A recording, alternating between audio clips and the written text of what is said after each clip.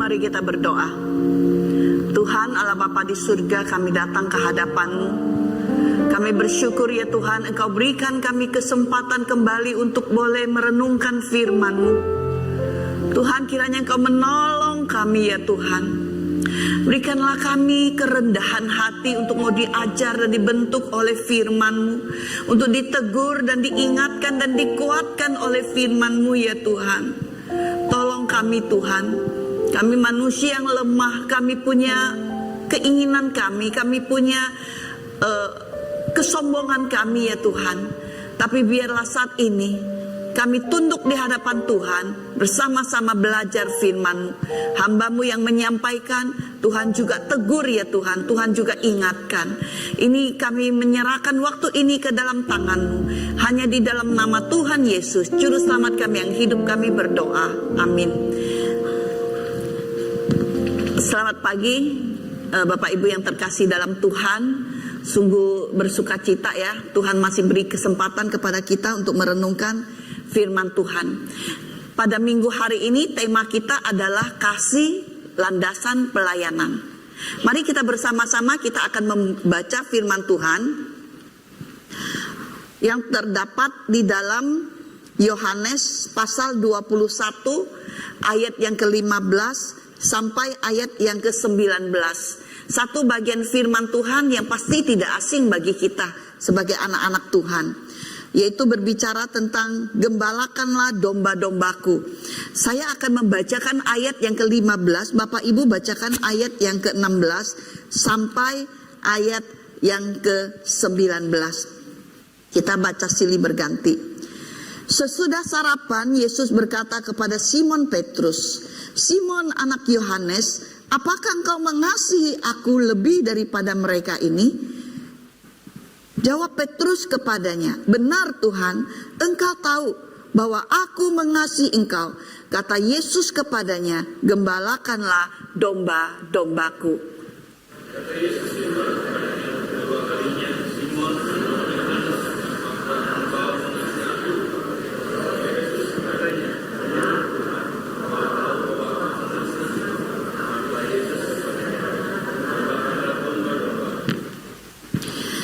Kata Yesus kepadanya untuk ketiga kalinya, "Simon anak Yohanes, apakah engkau mengasihi aku?"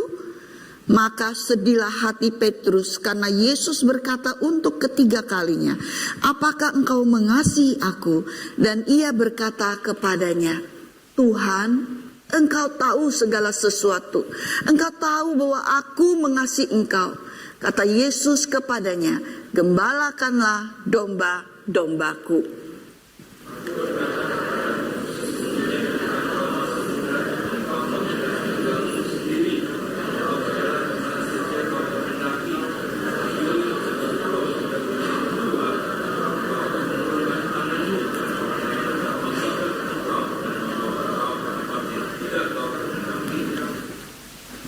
Ayat yang ke-19, dan hal ini dikatakannya untuk menyatakan bagaimana Petrus akan mati dan memuliakan Allah. Sesudah mengatakan demikian, ia berkata kepada Petrus, "Ikutlah aku." Bagian firman Tuhan yang sudah kita baca ini merupakan percakapan Tuhan Yesus dengan Petrus ya. Nah, kita sudah memperingati hari kematian Tuhan Yesus dan juga kebangkitan Tuhan Yesus. Nah, itu kira-kira terjadi pada masa itu ya. Mereka murid-murid Tuhan Yesus ketika Tuhan Yesus meninggal, disalibkan di atas kayu salib. Nah, ya, nanti ini kejadian adalah pada waktu Tuhan Yesus sudah dibangkitkan. Nah, ketika mereka ada jeda waktu ya, tidak bersama dengan Tuhan Yesus melayani di tengah-tengah umat manusia ya. Nah, murid-murid itu kembali ke pekerjaannya semula, yaitu menjadi nelayan ya. Mereka, Petrus mengatakan, "Saya menangkap ikan gitu ya di pantai Tasik, di pantai Galilea ya." Atau juga kita lihat ya bahwa murid, dan kalau di sini dikatakan bahwa murid-murid di dalam pasal yang ke-20 ya, mereka pergi ya, dikatakan Petrus ingin pergi menangkap ikan ya di pantai Danau Tiberias dan juga disebut Danau Galilea. Nah, murid-murid yang lain juga ikut. Mereka pergi menangkap ikan. Nah, apa yang terjadi pada waktu itu? Ketika mereka menangkap ikan semalaman, biasa mereka udah jago ya, mereka nelayan-nelayan yang profesional gitu ya, sebelum mengikut Tuhan. Jadi mereka menangkap ikan, nggak ada seekor pun ikan yang mereka dapatkan pada waktu itu.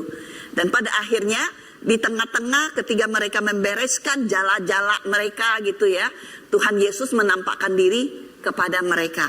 Dan pada waktu itu ya Tuhan Yesus mengatakan, ada nggak makanan? Nggak ada gitu ya, karena nggak dapat ikan gitu. Akhirnya Tuhan Yesus bilang, tebarkanlah jala itu di bagian kanan gitu ya.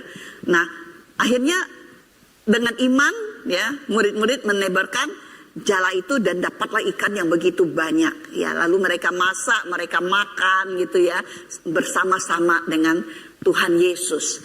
Nah, sesudah sarapan dikatakan ya, sesudah sarapan di ayat yang ke-15 ya. Sesudah sarapan Tuhan Yesus mengajak Petrus untuk ngobrol ya, ngobrol santai di dalam suasana yang penuh kasih, penuh dengan kehangatan gitu ya. Nah, kita melihat bahwa di dalam percakapan yang tadi kita sudah baca gitu ya, ada 3 kali ya, ada 3 kali Tuhan Yesus bertanya kepada Petrus, apakah engkau mengasihi aku? Nah, kalau misalnya ya kita sebagai anak, kita kalau ditanya orang tua kita kayaknya, bawel amat, tanya ini lagi, tanya itu lagi gitu ya. Nah, Tuhan Yesus di sini bukan bawel ya, maksudnya dengan muridnya gitu, tanya 3 kali lagi, 1 kali udah dijawab, 1 kali lagi tanya udah jawab, 1 kali lagi gitu ya. Nah, kita lihat di sini Petrus pun dia tidak menganggap bahwa Yesus bawel gitu ya. Seperti banyak anak-anak, orang tua bawel gitu ya, tanya lagi itu ya. Udah tanya lagi gitu ya. Nah, kita melihat ya, mengapa Tuhan Yesus bertanya 3 kali kepada Petrus. Ya, kita bilang ada yang udah langsung bilang, karena Petrus menyangkal Tuhan Yesus 3 kali. Tapi kita mau belajar bersama-sama lebih dalam hal ini gitu ya. Oke. Kenapa? Yang pertama ya, kita lihat kenapa sampai 3 kali Tuhan Yesus bertanya kepada Simon Petrus, apakah engkau mengasihi aku? Tuhan Yesus mau memulihkan Petrus setelah penyangkalan 3 kali. Kita sudah mendengar bagaimana Petrus mengatakan, bukan aku. Padahal hanya kepada perempuan yang merupakan hamba daripada pemimpin agama, ya. Tetapi Petrus sudah takut, dia menyangkal Tuhan Yesus, dia tidak berani dekat-dekat Tuhan Yesus, dia jauh daripada Tuhan Yesus, ya. Dari jauh dia hanya mengamati, melihat gitu ya, dia nggak mendekat, cari dekat dengan Tuhan Yesus yang pada waktu itu sedang ditangkap. Ya, jadi kita melihat bahwa Petrus ya, dia pernah ya, ketika Tuhan Yesus katakan bahwa tidak lama lagi Tuhan Yesus akan ditangkap lalu akan disalibkan gitu ya. Tapi Petrus dengan berani dia pernah berkata kepada Tuhan Yesus, sekalipun nih orang-orang yang ada di sini, murid-murid lain ya, mereka meninggalkan engkau, aku sekali-kali tidak akan meninggalkan engkau. Petrus pernah dengan berani, dengan yakin ya, dia berkata kepada Tuhan Yesus, dia sekali-kali tidak akan meninggalkan Tuhan Yesus. Apa yang dia ucapkan dengan penuh keyakinan, dengan penuh keberanian. Petrus pada waktu itu mengucapkannya dengan apa? Kekuatannya sendiri. Dia mengucapkan bahwa dia tidak pernah akan meninggalkan Yesus. Sekalipun dunia meninggalkan Tuhan Yesus, dia sekali-kali tidak akan. Dia mengucapkan kata ini berdasarkan apa? Dia menganggap ya dirinya mampu untuk tidak menyangkal Tuhan Yesus. Dia mengandalkan dirinya sendiri. Dia tidak menyadari bahwa di dalam ucapannya itu dia sebenarnya punya kelemahan. Dia punya ketidakmampuan. Tanpa Tuhan Yesus yang berikan dia kekuatan, dia gak akan mampu untuk bisa menjalankan apa yang dia katakan. Dia bisa berkata, Tuhan, sekalipun orang-orang tidak melayanimu, sekalipun orang-orang tidak mengasihimu, aku tetap mengasihimu. Tetapi tanpa kita dekat dengan Tuhan, dengan mengandalkan kekuatan Tuhan, kita nggak akan sanggup untuk mengasihi Tuhan seumur hidup kita. Kalau kita mengandalkan kemampuan kita, kita penuh kelemahan seperti Petrus. Kita penuh dengan keinginan kita. Kita penuh dengan keegoisan kita, kesombongan kita dan sebagainya. Ketidakberdayaan kita. Gak akan sanggup kita terus mengasihi Tuhan. Sekalipun apapun yang terjadi, aku akan terus mengikut Engkau. Tanpa kita memfokuskan diri kepadanya. Seperti Petrus. Dia jauh daripada Tuhan. Dia gak mendekatkan diri kepada Tuhan Yesus. Yang pada waktu itu sedang ditangkap dan diarak untuk ke pengadilan mahkamah agama. Itulah yang terjadi kepada Petrus. Jadi ketika Tuhan Yesus bertanya kepada Petrus 3 kali, apakah engkau mengasihi aku? Tuhan Yesus dengan penuh kasih, dia ingin memulihkan Petrus, ingin mengangkat Petrus kembali, mengingatkan kembali akan kasihnya yang mula-mula, akan komitmennya, akan apa yang sudah dia putuskan untuk melayani Tuhan. Dan kita lihat luar biasa ketika Tuhan Yesus menampakkan diri kepada Petrus dan kawan-kawannya. Sebenarnya Tuhan Yesus pernah ingatkan. Tuhan Yesus pernah ingatkan Petrus bahwa ayam berkokok 3 kali, engkau sudah menyangkal aku 3 kali. Tuhan Yesus sudah pernah ingatkan akan kelemahan, akan apa yang akan dilakukan oleh Petrus. Tuhan Yesus tahu apa yang akan terjadi. Tapi kita lihat dengan penuh lemah lembut, Tuhan Yesus ingin kembali memulihkan Petrus. Dan kita lihat luar biasa. Tuhan Yesus tidak marah-marah kepada Petrus. Tuhan Yesus tidak menghukum Petrus. Bukan berarti kesalahan bisa ditolerir. Tapi dengan kasih Tuhan Yesus yang begitu dalam, Tuhan Yesus mau memulihkan Petrus. Sekalipun Petrus sudah jatuh 3 kali.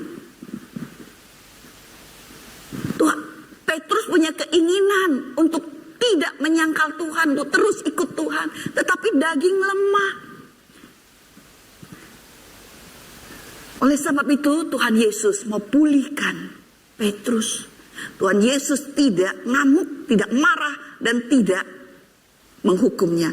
Tapi Tuhan Yesus dengan penuh kasih ingin memulihkan Petrus kembali ke jalan yang seharusnya. Tuhan Yesus ingin pulihkan Petrus sehingga sampai 3 kali dia bertanya, apakah engkau mengasihi aku? Karena Petrus pernah menyangkal Tuhan Yesus 3 kali. Tuhan Yesus ingin Petrus lebih memahami akan hatinya sendiri. Tuhan Yesus adalah psikolog yang luar biasa. Ya, kalau di dalam dunia psikolog itu, ya, dia akan mencoba untuk menggali, ya, untuk mengupas satu persatu isi hati, emosi dan sebagainya, supaya orang tersebut lebih mengerti kenapa sih begini, apa sih problemnya, apa sih yang harus diselesaikan. Dan Tuhan Yesus dia mengupas satu persatu lembaran-lembaran hati Petrus. Supaya Petrus sendiri dia sadar loh, kenapa dia harus melayani Tuhan. Kenapa, apa sebenarnya isi hatinya. Padahal Tuhan Yesus pasti sudah tahu isi hati Petrus, bukan? Karena dia adalah Tuhan. masih mempertanyakan 3 hal ini. Apakah engkau mengasihi aku? Apakah engkau mengasihi aku? Apakah engkau mengasihi aku? Tuhan Yesus ingin mengupas isi hati Petrus supaya dia lebih menyadari bahwa sebenarnya dia mengasihi Tuhan. Harus keluar dari isi hatinya sendiri. Tuhan Yesus mau supaya Petrus sadar dari hatinya, keluar dari hatinya yang tulus, yang terdalam, bahwa dia mengasihi Tuhan. Bukan hanya omongan loh, seperti sebelumnya. Cuman ngomong di mulut, aku mengasihi engkau, aku mau melayani engkau seumur hidupku, aku mau ikut engkau seumur hidupku. Bukan hanya melalui mulut, tetapi dari hati yang terdalam. Dia sadar bahwa Tuhan Yesus begitu mengasihinya, sekalipun dia sudah jatuh dalam dosa, penyangkalan, tapi Tuhan menerimanya kembali. Tuhan mau dia melayani kembali, dan Tuhan tetap mengasihinya. Tuhan mengerti akan isi hatinya, dan Tuhan mengupas hatinya. Mengupas satu kali lebih dalam lagi, sehingga dia sadar bahwa dia mengasihi Tuhan Yesus bukan hanya dari mulutnya, tapi dari hatinya yang terdalam. Dia merasakan mengasihi Tuhan, dan dia menyadari ketika dia mengasihi Tuhan, apa yang harus dia lakukan, apa yang sudah Tuhan lakukan dalam hidupnya, apa yang dia harus lakukan untuk Tuhan yang dia kasihi. Itulah sebabnya Tuhan Yesus bertanya 3 kali seperti seorang yang bawel. Bukan hanya karena penyangkalan 3 kali, tetapi Tuhan Yesus mau mengupas hati Petrus untuk dia benar-benar sadar dari hatinya yang terdalam bahwa dia mengasihi Tuhan, bukan hanya dari mulut saja.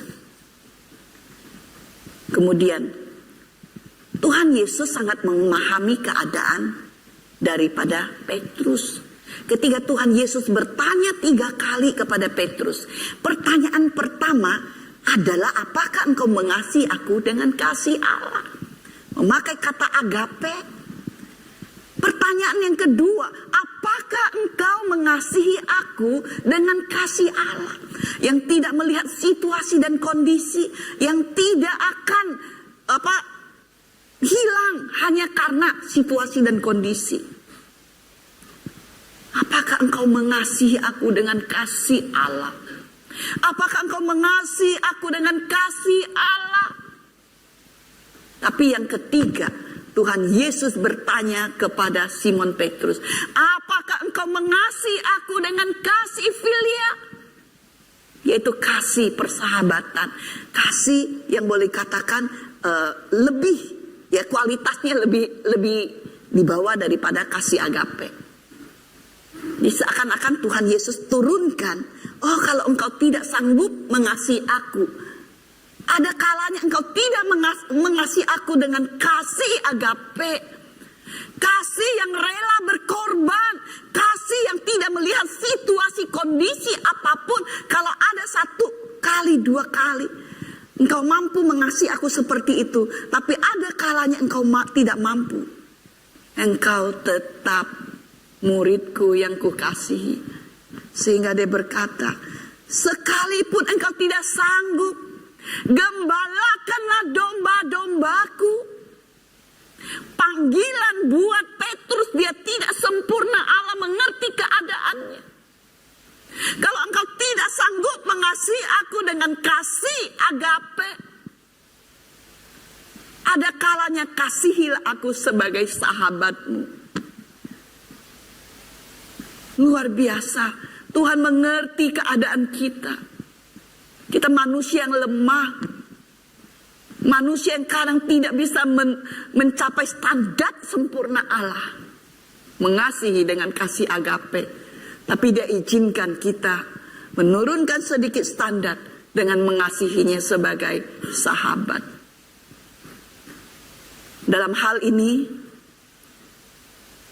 kita juga bisa merefleksikannya sebagai bahwa ketika Petrus atau kita tidak sanggup mengasihi Allah sebagai dengan kasih agape, biarlah kita menganggap dia sebagai sahabat kita, mengasihinya sebagai sahabat kita yang tidak pernah tinggalkan kita, yang selalu mendampingi hidup kita di dalam segala situasi dan kondisi.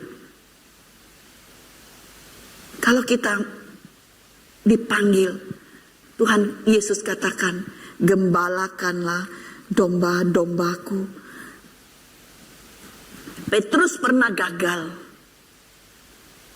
tetapi Tuhan Yesus tidak menghukumnya atau membuangnya.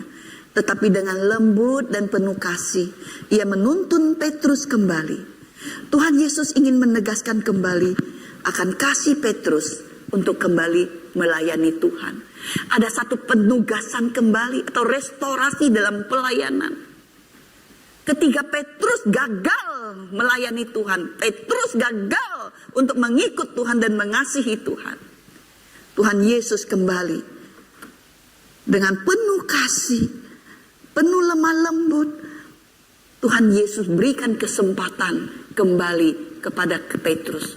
Dia akan kembali memberikan satu penugasan atau restorasi dan pelayanan, perubahan, pembaharuan di dalam pelayanan Petrus. Luar biasa.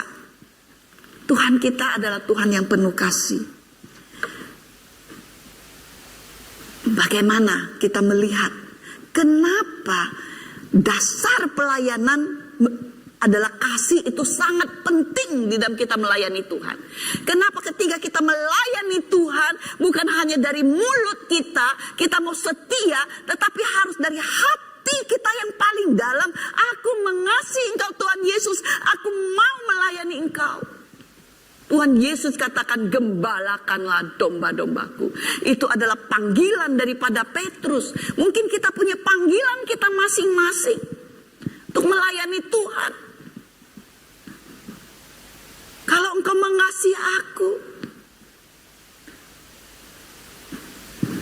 saya memanggil engkau menjadi pemusik.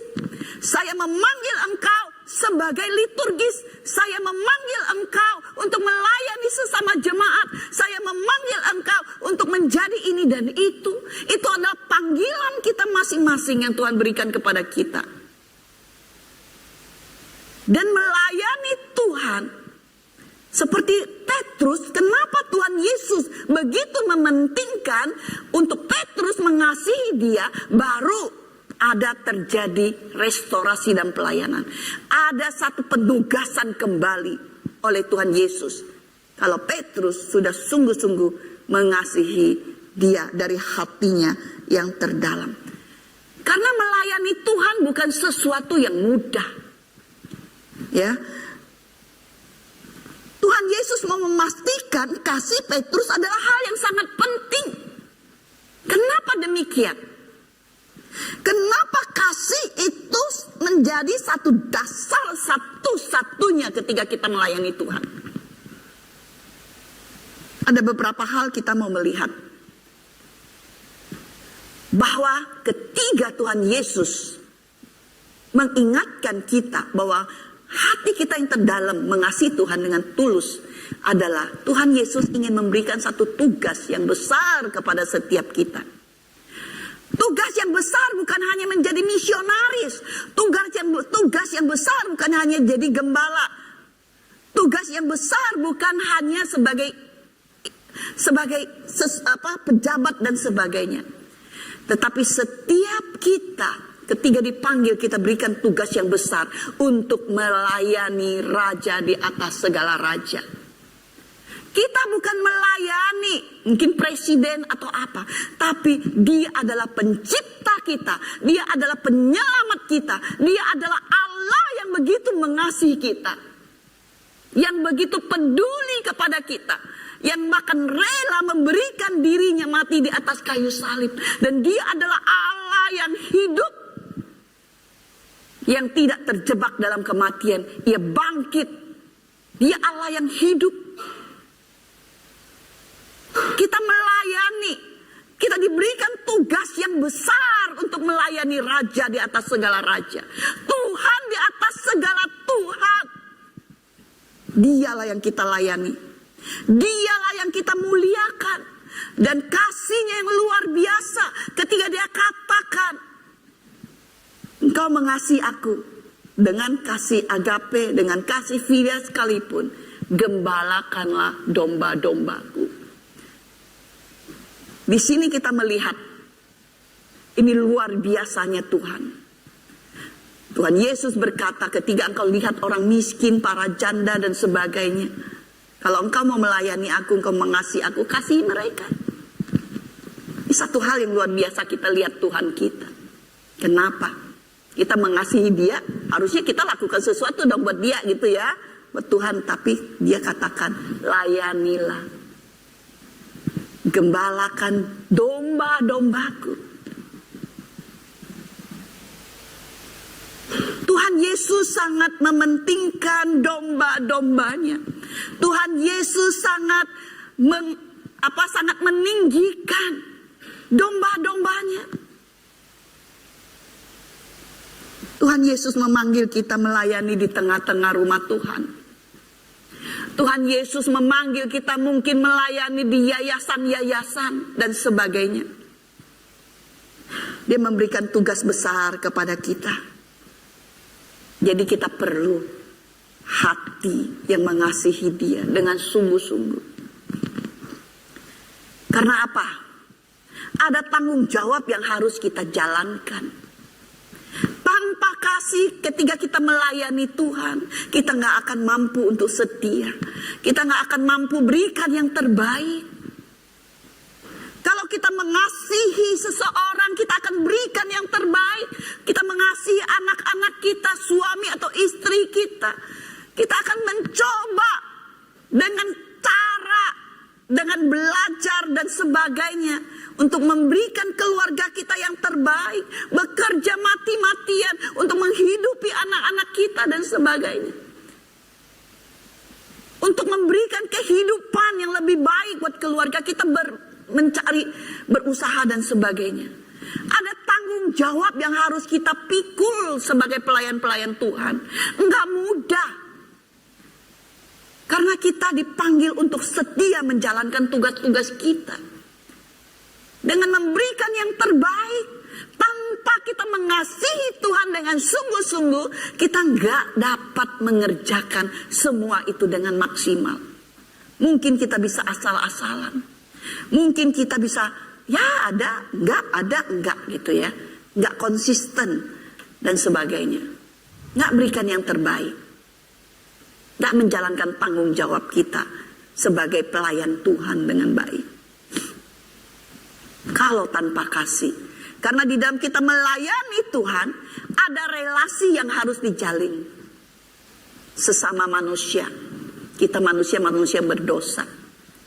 Kita manusia-manusia yang punya keinginan masing-masing. Disatukan di dalam rumah Tuhan.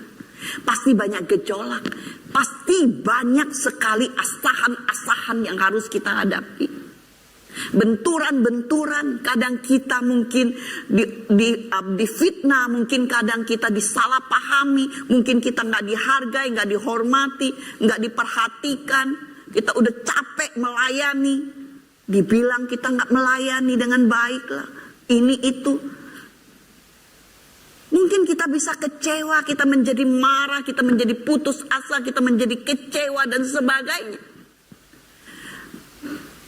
Karena ada relasi yang harus kita jalankan. Mungkin ada sikut menyikut, mungkin ada politik ini itu.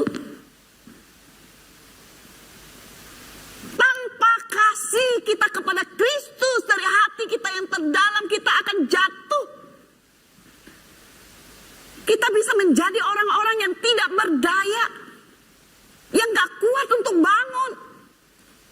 Saya udah berjuang, berderi lelah untuk gereja ini. Tapi gak dihargai. Disalahpahami, dihianati, dijelek-jelekan, difitnah dan sebagainya. Mungkin hati kita menjadi hancur. Karena ada relasi. Mungkin juga kita juga pernah menyakiti orang lain.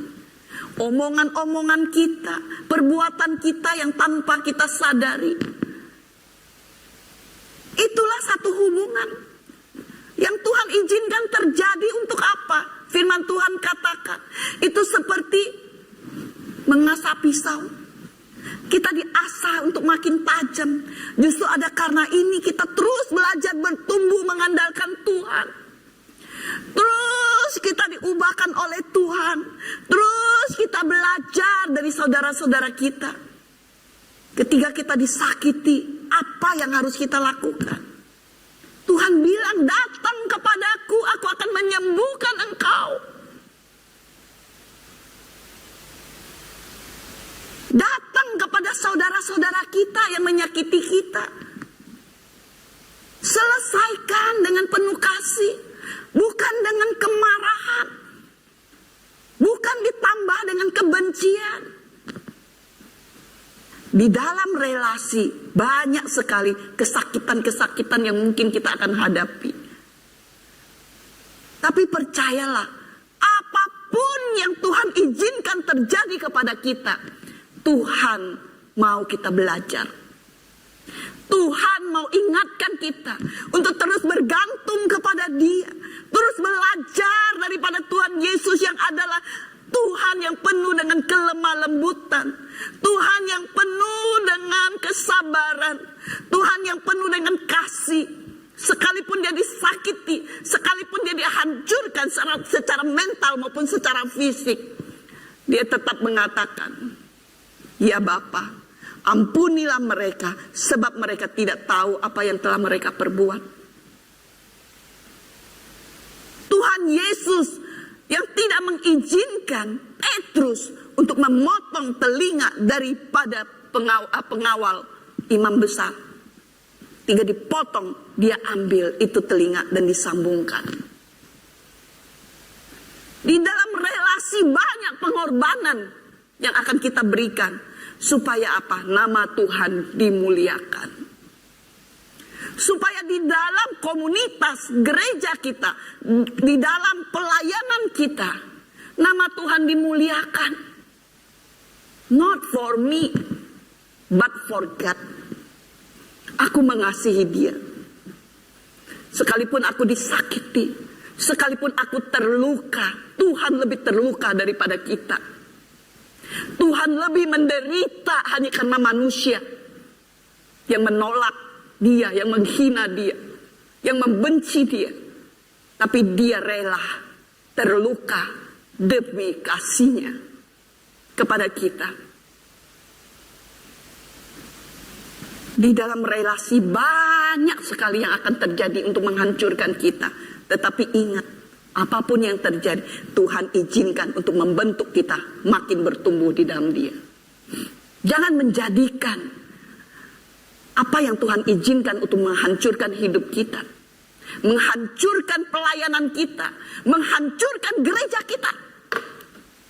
Tetapi lihatlah apa yang terjadi, Tuhan izinkan untuk membentuk kita, untuk membangun kita, untuk bisa membuat kita lebih kuat di dalam Dia. Kita bisa belajar apa yang Tuhan inginkan di dalam relasi, di dalam komunitas, di dalam organisasi. Nggak ada yang sempurna. Tetapi di dalam ketidaksempurnaan itu kita belajar. Tuhan hadir di dalamnya. Tuhan membentuk kita untuk makin bertumbuh di dalam Dia. Jangan biarkan di dalam relasi yang tidak sempurna itu menghancurkan kehidupan kita. Tuhan hadir untuk kita. Dia ada untuk kita. Dia mengasihi kita bukan hanya sebagai dalam kasih agape, tetapi Dia juga mengasihi kita dengan kasih filia. Kita sahabatnya. Dia akan peluk kita. Dia akan mendampingi kita. Dia akan menghibur kita. Dia akan menguatkan kita, membangunkan kita kembali untuk berdiri kokoh di dalam Dia. Dalam situasi apapun, di dalam kalau kita tidak mengasihi dengan sungguh-sungguh, kita nggak kuat menghadapi situasi dan kondisi dan pelayanan kita. Ada kesusahan yang akan dihadapi. Kita lihat pelayanan Petrus. Ketika dia baru berkhotbah, ketika Roh Kudus dicurahkan, dia khotbah 3.000 orang bertobat. Tapi sesudah itu masuk masa-masa penganiayaan. Dari Kisah Para Rasul pasal yang keempat sudah mulai masuk di mana gereja mula-mula dianiaya. Petrus dan rekan-rekannya juga sudah berkali-kali ditangkap. Bahkan mereka akan menghadapi kematian. Banyak tantangan-tantangan, banyak pengorbanan, waktu, tenaga, bahkan dana kita akan kita berikan untuk melayani Tuhan. Kesusahan, kesulitan yang kita hadapi tadi sebenarnya yang paling banyak itu relasi loh. Hubungan antara sesama. Kalau di gereja ya. Kalau di luar, misalnya di negara-negara yang penganiayaannya besar, ya mereka menghadapi tantangan dari luar. Kalau begitu kadang solid ya di dalam ya. Kalau dari luar, tantangan dari luar, dalam solid. Tetapi ingatlah, apapun yang terjadi kalau kita mengasihi Tuhan dengan sungguh-sungguh, kita akan dimampukan menghadapi situasi dan kondisi yang sulit sekalipun.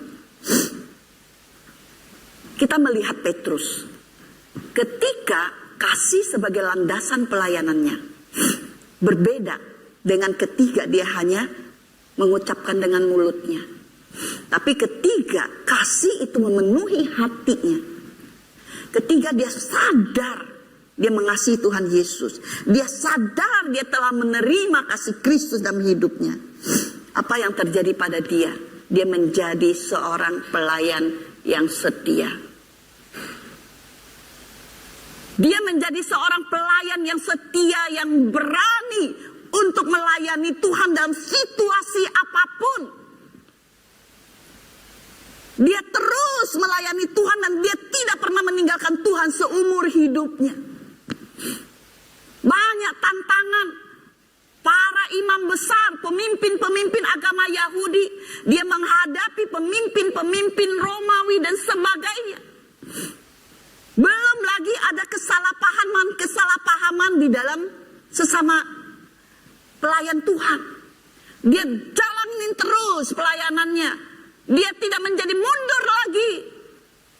Karena dia melihat Kristus, dia mengasihi Kristus, dia mau melayani Tuhan dengan seumur hidupnya. Walaupun banyak tantangan, ada satu perubahan yang luar biasa terjadi kepada Petrus. Dia menjadi seorang pelayan Tuhan yang penuh dengan kasih. Dia terus memberitakan Injil. Dia terus membawa orang-orang untuk percaya kepada Tuhan Yesus. Untuk mereka diselamatkan. Tidak masuk dalam kebinasaan. Tuhan Yesus menantang dia. Akhirnya kasihnya benar-benar dia alami dalam hidupnya. Dia terus memberitakan Injil apapun yang terjadi. Dan Petrus juga menuntut dirinya untuk terus menjalankan hal yang Tuhan kehendaki. Bukan yang dia kehendaki. Hal ini terjadi yaitu ketika kejadian Cornelius. Ya, Petrus adalah orang Yahudi tulen. Ada sedikit fanatiknya. Dia pernah berselisih dengan Paulus ya tentang kebiasaan orang Yahudi ya, dan juga dengan orang-orang yang non Yahudi gitu ya. Jadi dia ada selisih paham dengan Paulus pernah gitu ya. Jadi Petrus itu adalah seorang Yahudi tulen dan dia masih memegang kebiasaan orang Yahudi gitulah ya. Dia ya ada sedikit anggap orang yang di luar Yahudi ya, itu seperti orang kafir gitu ya. Masih ada sisa-sisa seperti itu. Nah, ini Tuhan merubah dia secara total. Itu kejadian dari Cornelius ya. Yaitu ketika Cornelius memanggil, dia bermimpi gitu ya, lalu dia ingin mendengar tentang Tuhan Yesus, lalu dia menyuruh anak buahnya untuk mencari Petrus. Nah, Petrus itu kan kalau di zaman itu kalau misalnya orang pergi ke orang kafir, rumah orang kafir, itu adalah perkara yang besar gitu ya, adalah perkara yang besar. Nah, tapi sebelum Petrus pergi ke Cornelius, Tuhan Yesus kan Tuhan memberikan penampakan yang tentang binatang-binatang gitu kan, yang tentang binatang haram, apa suruh dia makan dan sebagainya. Jadi dia menyadari bahwa apa yang Tuhan berikan penglihatan itu adalah tentang bahwa semua suku bangsa itu sama. Jadi ketiga pegawai daripada Cornelius datang untuk mencari Petrus, lalu Petrus pergilah ya, dia karena udah lihat penglihatan, udah lihat teguran Tuhan, pergilah dia ke rumah Cornelius ya. Tetapi ketika di rumah Cornelius, saya bacakan ya satu bagian firman Tuhan dari Kisah Para Rasul pasal yang ke-10. Nah, sebentar. Pasal yang ke-10. Nah,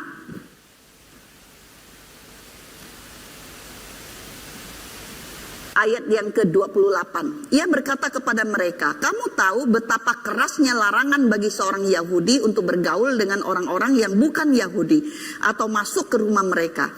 Tetapi Allah telah menunjukkan kepadaku bahwa aku tidak boleh menyebut orang najis atau tidak tahir.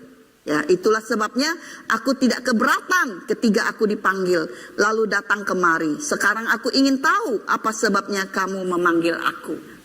Jadi kita lihat di sini sebenarnya terjadi apa? Terjadi satu perlawanan hati daripada Petrus, mau dengar Tuhan atau keinginannya, gitu ya. Tapi kita lihat di sini Petrus dia lebih mementingkan mendengar kehendak Tuhan. Dia berkata sebenarnya kalau aku datang ke rumah orang kafir itu masalah besar loh. Nanti orang-orang Yahudi akan marah kepada saya gitu ya. Tetapi aku lebih dengar apa yang mau Tuhan aku lakukan, untuk datang ke rumahmu. Makanya aku datang gitu ya. Jadi kita lihat bahwa Petrus yang tadinya ya seorang yang pernah menyangkal Tuhan Yesus, sekarang ketika dia benar-benar mengasihi Tuhan Yesus, dia lebih mementingkan apa yang menjadi kehendak Tuhan daripada kehendak dirinya sendiri. Jadi di dalam kita melayani Tuhan, kita juga perlu melihat sebenarnya kehendak Tuhan itu seperti apa. Berani berkorban bahkan sampai mati, kehilangan nyawanya. Ya, kita lihat di dalam tradisi gereja mengatakan bahwa Petrus dia melayani Tuhan seumur hidupnya sampai akhirnya di masa pemerintahan Raja Nero dia dihukum salib. Ya, dia katakan, aku tidak mau disalibkan seperti Tuhan Yesus yaitu kepala di atas, tapi biarlah aku disalibkan dengan kepala di bawah karena aku tidak layak disalibkan seperti Tuhanku.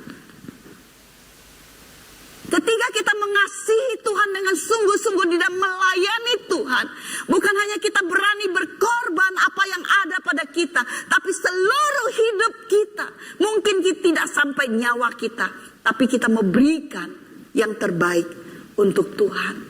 Semasa Tuhan katakan, gembalakanlah domba-dombaku, layanilah apa yang sudah menjadi tugasmu dengan baik untuk pekerjaan Tuhan. Lakukan itu dengan segenap hatimu karena aku mengasihi Tuhan. Karena aku sudah mengalami Tuhan. Kasih Tuhan yang begitu besar dalam hidupku. Kesimpulan. Seberapa besar kita bersyukur akan kasih anugerah Tuhan dalam hidup kita. Kita mengalami sebesar apa yang Tuhan lakukan dalam hidup kita, maka sebesar itu syukur kita akan kasihnya. Seberapa besar kasih kita kepadanya. Karena dia telah mengasihi kita. Itu akan menentukan sikap pelayanan kita. Seberapa besar kita bersyukur akan kasih Kristus. Seberapa besar kita mengasihinya. Itu akan menentukan pelayanan kita. Seberapa yang kita berikan untuk Tuhan. Kita melayani bukan karena seseorang. Saya melayani karena saya diajak. Saya melayani karena diajak loh. Saya melayani karena aku lihat mukanya gitu. Saya melayani karena dia. Dia bisa bekerja sama dengan baik. Dia bisa naungin saya. Maka saya mau melayani. Lalu kalau dia nggak ada gimana? Melayani Tuhan adalah karena saya mengasihi dia. Saya mau berikan yang terbaik buat dia sesuai dengan panggilan hidup saya. Dia melayani. Bukan karena seseorang. Itu bukan landasan yang benar. Karena itu yang kedua, kita melayani bukan karena tanggung jawab sebagai orang Kristen. Karena aku bertanggung jawab loh, aku ini anak Tuhan, saya harus melayani, lalu saya melayani. Itu gak punya dasar yang kuat. Kita melayani bukan karena kita punya kelebihan di bidang tersebut. Wah, aku pintar main ini, pintar musik, saya pintar nyanyi dan sebagainya. Lalu saya melayani di bidang itu. Tidak. Itu nggak akan kuat. Kita melayani bukan karena ada waktu kosong. Dan bukan dengan berbagai macam motivasi lainnya. Tapi kita melayani karena saya mengasihi Tuhan Yesus. Itu yang paling kuat. Yang nggak akan tergoyahkan. Seperti yang dialami oleh Petrus, apapun yang terjadi, dia jalan terus. Bukan karena sesuatu yang bisa yang rapuh gitu ya, yang rapuh, yang bisa hilang atau bisa goyah. Demikian juga dengan kita, ketika kita tidak mau melayani, apa yang menjadi motivasi kita? Apakah kita tidak mengasihi Tuhan lagi? Apakah karena seseorang? Apakah karena situasi? Apakah karena kondisi? Kita bertanya kepada diri kita sendiri. Kami hamba Tuhan, mungkin satu hari kami bisa pensiun. Kami bisa tidak menjadi hamba Tuhan full. Tetapi kami tetap dipanggil untuk melayani. Mungkin di bidang yang lain. Mungkin menjadi jemaat seperti biasa. Tetapi kami tidak boleh tidak melayani Tuhan. Karena itu panggilan yang Tuhan berikan kepada kami. Saya mau melayani karena Tuhan Yesus yang terlebih dahulu mengasihi saya. Saya mau berikan yang terbaik karena saya mengasihi dia. Saya sudah mengalami kasih-Nya yang berlimpah dalam hidupnya. Saya mau kembalikan untuk kemuliaan Tuhan. Saya mengasihi Tuhan Yesus lebih dari semua yang ada. Lebih daripada sahabatku, lebih daripada keluargaku, lebih dari apapun. Karena ketika saya mengasihi dia, dia akan tambahkan kasih ini kepada saya untuk mengasihi sesama saya. Biar firman Tuhan boleh sekali mengingatkan kita. Dulu di masa kecil saya, papa saya sering sekali menyanyikan satu lagu yang memberkati saya sampai sekarang. Saya ya nggak tahu apa orang zaman saya pernah dengar lagu ini ya. Di tepi pantai Tasik Galilea, Yesus bertanya pada Simon Petrus, "Hai Simon, anak Yahya, adakah kau mencintaiku?" Oh Tuhan, Engkau tahu ku cintamu. Kita bertanya, hai Simon anak Yahya, hai Jipin anak Yunsyong, hai Kenneth anak Sawirun. Kita bertanya kepada diri sendiri, apakah aku mengasihi engkau? Gembalakanlah domba-dombaku. Layanilah dia dengan segenap hatimu. Apapun yang terjadi. Tantangan apapun. Mari kita berdoa. Tuhan Allah Bapa kami di surga. Kami datang ke hadapan-Mu bersyukur berterima kasih. Engkau berikan kami kesempatan sekali lagi diingatkan oleh firman-Mu ya Tuhan. Kami adalah anak-anak-Mu yang begitu Engkau kasihi. Tuhan, Engkau bertanya kepada kami. Apakah kami mengasihi Engkau lebih daripada semuanya?